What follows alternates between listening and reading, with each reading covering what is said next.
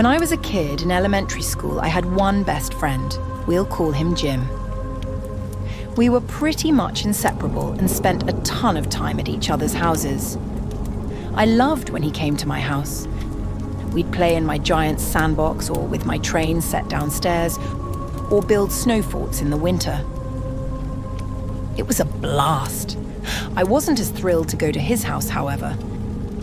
His mom was an absolute angel, soft-spoken, incredibly kind, and she often took us fun places, water parks, toy store, museums, etc.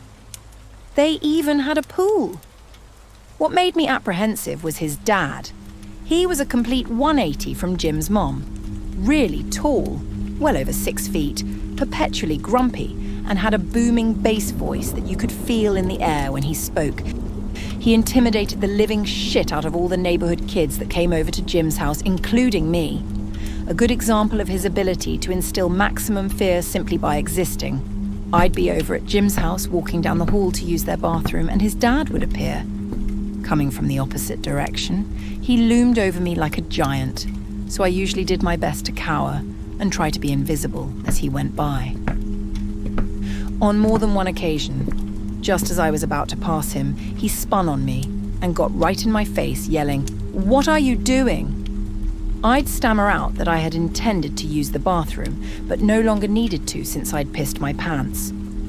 He'd straighten back up and continue walking, laughing to himself as he went. In hindsight, I think he knew he scared the hell out of us and enjoyed it.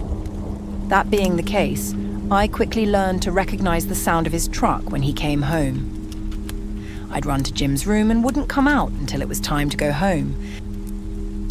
The other thing that was scary as hell, Jim's dad and mom got into loud arguments all the time. I have to give her credit, Jim's mom would get right back in his face and not back down an inch.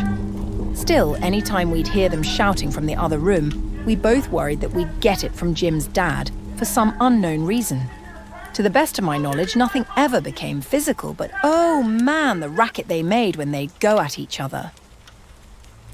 Once during the summer when we were all playing around the pool, he approached me from behind, lifted me up, and tossed me into the deep end of the pool.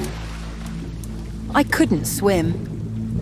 I thrashed around wildly and was about to drown when Jim's mom dove in and pulled me out, giving her husband a nasty look. He just laughed to himself and wandered off. One winter day, Jim and I and his sister were out sledding in the backyard, and the zipper